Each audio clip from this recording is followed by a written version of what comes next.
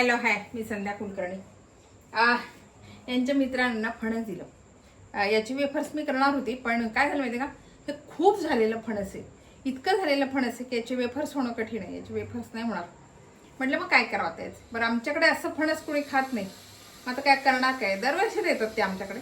आणि दरवर्षी मी पोळ्या करते, पण आभाळामुळे मला पोळ्या करणं जमून नाही राहिलं. मध्येच आभाळ येतो, मध्येच पाऊस नाही पडत, पण पावसाचं वातावरण येते.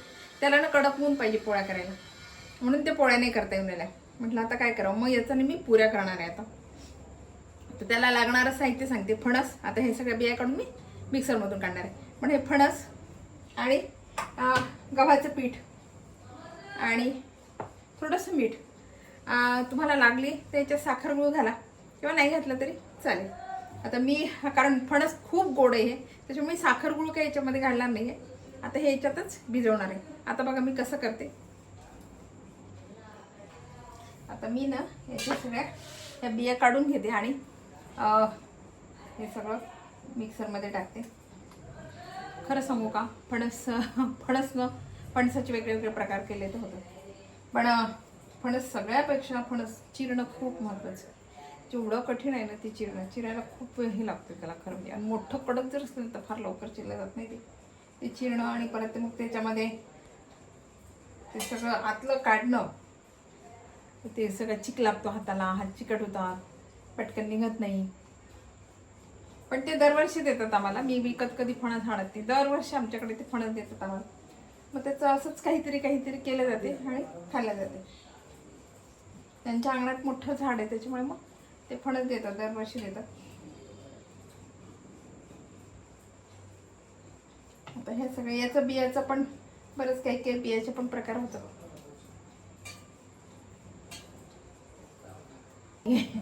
थोडंच करणार आहे, कारण रात्रीची वेळ, आता संध्याकाळ झाली आहे. संध्याकाळचे 8 वाजले. 8 वाजता मी आता हे करते रात्रीचे. आज गुरुवार असल्यामुळे आमच्याकडे दिवसभर आज लाईट नव्हती. शक्यतो गुरुवारी लाईट जाते. आता हे सगळं मिक्सर मधून काढते.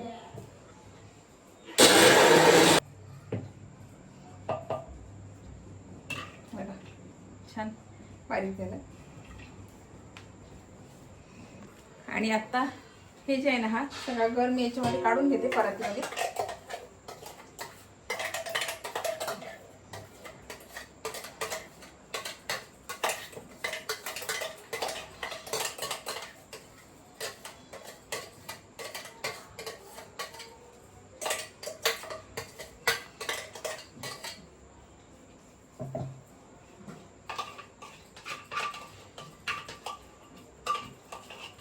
मुळातच हा खूप गोड आहे फणस, म्हणजे साखर किंवा गुळ घालायची गरज नाही. आणि आता याच्यामध्ये जेवढी बसेल तेवढीच मी कणिक घालणार आहे.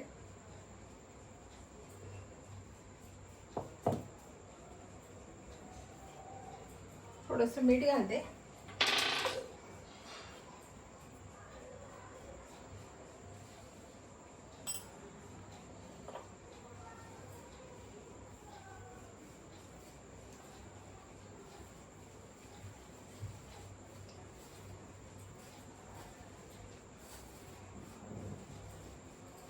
याच्यामध्ये पाणी बिलकुल नाही घालायचं बरं का, पाणी बिलकुल नाही घालायचं. याच्यामध्ये जेवढी बसेल ना तेवढीच कणिक घालून भिजवायचं.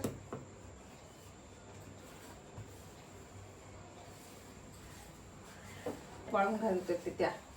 हा करायला ना, हा असंच फणस पाहिजे, खूप असं झालेलं पाहिजे. वेफर्स करायला असं झालेलं फणस नको, ते ना थोडंसं जरा असं हे पाहिजे. त्याच्यामुळे अर्धवट पाहिजे, म्हणजे मग त्याचं हे छान होते.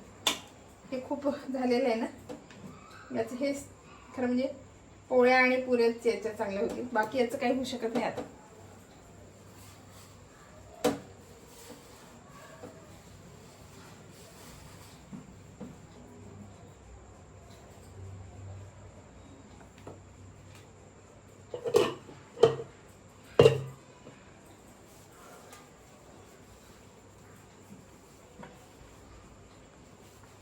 याच्यामध्ये जेवढी बसेल तेवढीच कणिक घेतली मी, कारण पाणी याच्यात बिलकुल नाही झालं, पाणी नाही घातलं बिलकुल मी.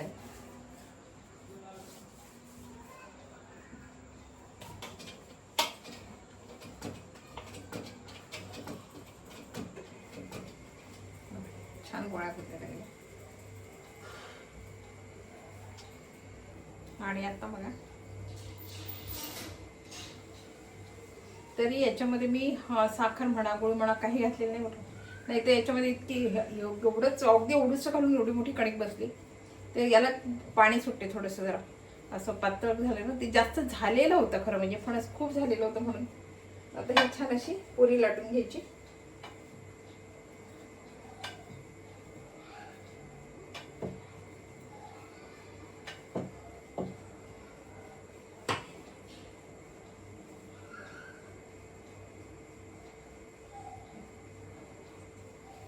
अजून तेल तापायचंय माझं. आणि मग छान ती पुरी तळायची. याचे वेगळे वेगळे प्रकार केले जातात फणसाचे, बरेच प्रकार असतात फणसाचे, काही काही केले जाते. याचे वेफर्स न टिकून राहतात खरं म्हणजे, वेफर्स पण याचे खूप सुंदर होतात. बघा, जर मला चांगला फणस मिळाला ना तर मी नक्कीच वेफर्सची रेसिपी दाखवते तुम्हाला. हा कसा खूप झालेला आहे ना, त्याच्यामुळे मला नाही त्याचे वेफर्स करता आले. आता हे बघा, ही छान अशी पुरी केलेली टाकते.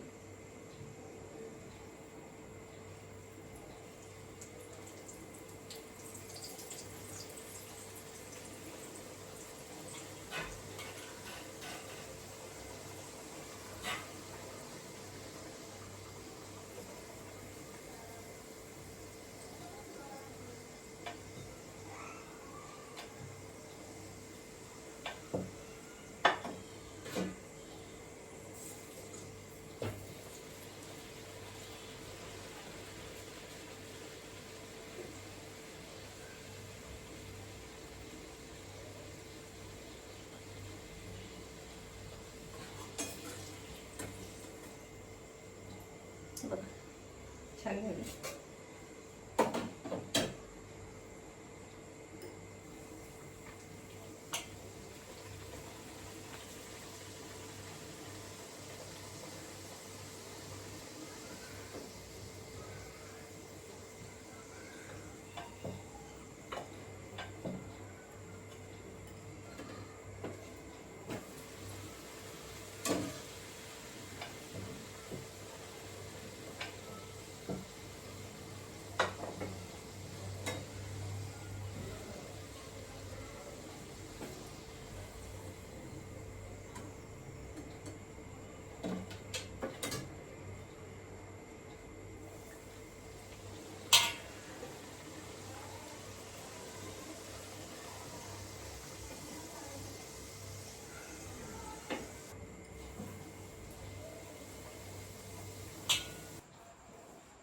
हे बघा, आपल्या फणसाच्या पुऱ्या तयार आहेत.